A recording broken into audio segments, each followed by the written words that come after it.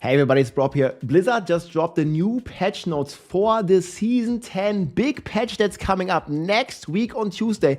And they are gonna fix a lot of stuff. The powers are gonna get fixed. Rogue is gonna get a buff. Barb is gonna get a buff. Beast Corner is not gonna drain all your life again.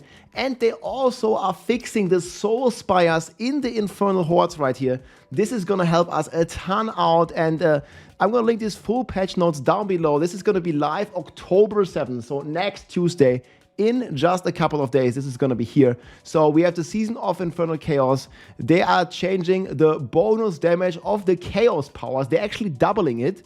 So for those of you who don't know, there is actually like a damage buff that you can do from the Chaos perks here with the Chaos Unleashed, and then you basically have like an AoE trigger. It's not really like a meta build, but they are buffing this a lot. And maybe this is gonna be like a viable, like fun build that we're gonna try, just basically focus on Chaos powers. But then also here, we are going more like into the base game, and here the first big thing. This is the Beast Cornered power. It's this one right here. If you've been playing this in the past, it's been draining all your life. It's basically draining as much life as resources. And this is getting changed to be a lot stronger. So now, for every 10% life missing, you still gain 20x damage. This is unchanged. But now, each resource you spend only drains 0.2% of your max life. It's like nothing. You know, right now, I don't know, you spend like any amount of percent of your resource, and it's draining the exact life, right? If you have 100 spirit, you're spending 10. You spend 10% of your resources, it's draining 10% life. So your life basically goes to zero in no time. But now this goes down to just 0.2% flat. We'll see how that's gonna turn out in the game. I think this is like a big buff, and also it's gonna refund 40% of your resources, not only just 30. And there's a big potential here for the tier list, because lots of you have been asking me, right now Rake is the meta, but there's this Touch of Death build, there is the Payback, there is the Crushing Hand, and all these builds used to use this 40% resource turn back to basically always hit with the Kapeleke. And this is gonna buff all the classes here with the Beast Corner, giving you a tremendous amount of resources back and spending a lot less life. We'll have to see how this is gonna turn out in practice on Tuesday. I might make an update on this, but this is looking very good. Then we have the Rogue. And the Rogue is getting a big buff here to the imbuement damage increase from Alchemy, but it's also getting a big buff here to the season power.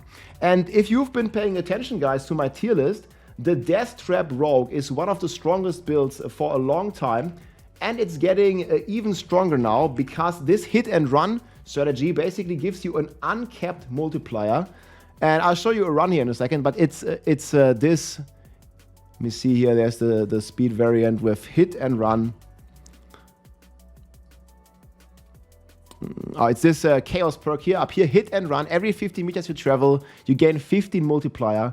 And this goes up to an incredible 70%. And I'm just going to show you here. This is the #1 rogue clear right now from Mippy. You can see the insane speed that he has. And he's using this hit and run Chaos perk. Is this buff here on the bar? He always has like about 7 to 8 stacks. You see this here? And this is a speed 100 clear, guys. And this is with 50% potency. And this now goes up to 70%. And if you have 8 stacks, guys, you're getting 8 times like 7. You're getting like, 8 times 7. You're gonna get like a 6.6 multiplicative buff from this. And this rogue is already clearing pit 100, which is like the highest you can level your glyphs to, in less than a minute. You can see this is like a 50-second run here from Mippy. I'll link that below. And this build is just getting buffed even more. So if you love Death Trap, guys, this is the one to look out for. As Blizzard wants to verify my age here, I'm a grandpapa, legit. What's going on? Okay, here we go back to this. Confirmed grandpapa. But yeah, hit and run is getting a big buff here for the rogues.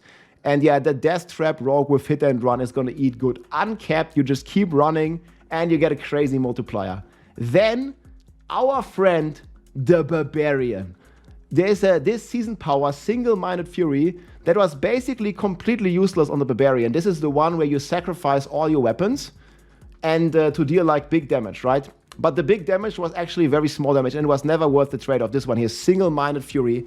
And they are buffing this a lot. This also gives you 50% chance to overpower.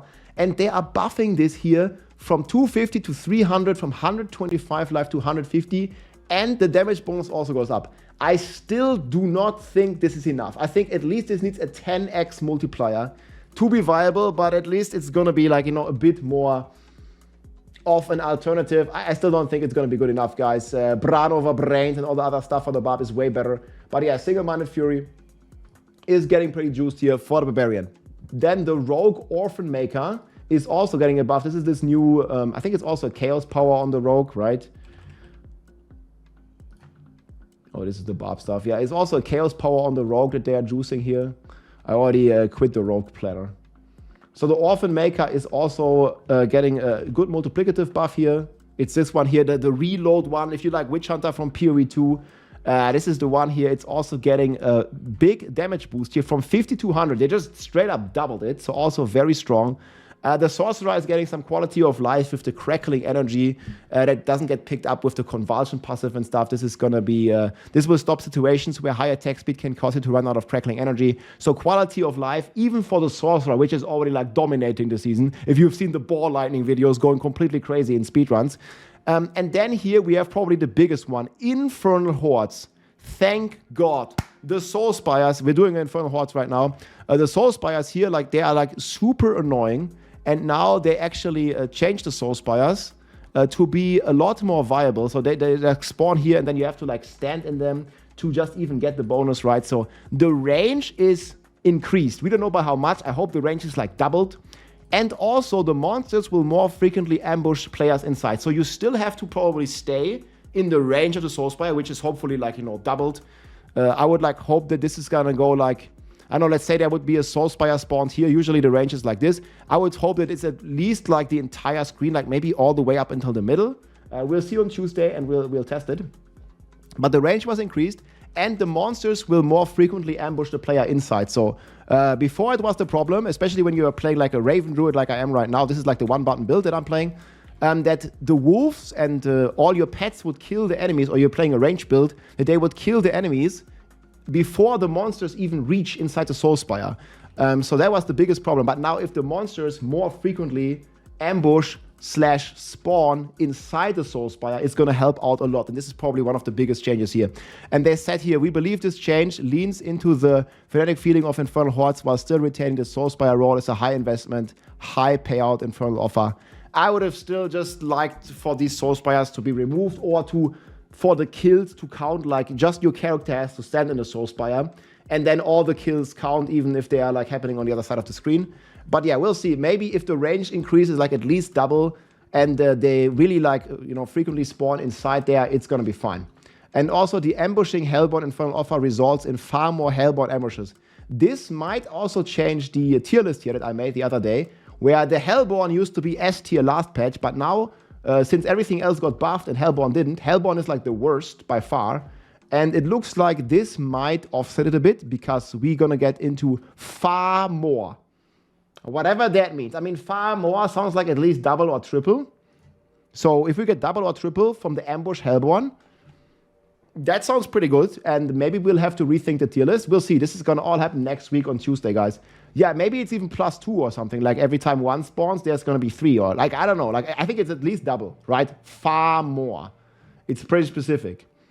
And then, yeah, they also update here some of the season journey stuff. It's not a big deal.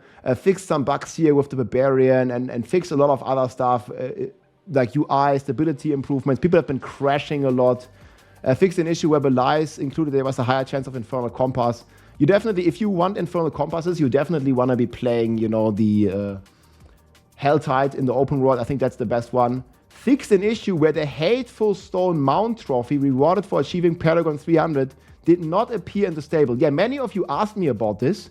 That's actually pretty cool. Like, I've like stopped doing XP, but we are like, I don't know, like 6 levels away, 6.5 away from 300. And Lolo here is also blasting to 300.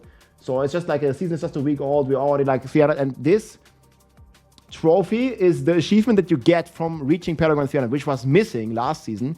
And it looks like they're going to bring it back in. So yeah, it's not a crazy huge patch, guys, but there are some big quality of life changes. I think the most looking forward change here is the Beast Incarnate. It might actually, depending on how it will work, it might change up or shape up the tier list a little bit. Like some of the Spiritborn builds going to come up, and maybe even some Barb builds will come up, because this resource regain is pretty sick for stuff like Hoda Barb, for like, you know, the Touch of Death Spiritborn that really relies on those resources. Maybe it's going to even shake up the Rake meta a little bit, because right now we're playing Blood of Barbarians, and this could be a viable alternative. We shall see. But yeah, overall the stuff is very good. Rogue and Barb buffs, I absolutely love to see it, and we can't wait like what kind of like crazy clears are going to happen here for all the different classes, guys. Patch is out next Tuesday. Patch notes linked below. Let me know what you guys think in the comments, and yeah, I'll be sure to log in and I'll keep you posted once the patch is live. Take care, my friends. See you soon. GG. If you like this video, make sure to subscribe, leave a like or a comment. I'm also live on Twitch almost every day, so come and say hi.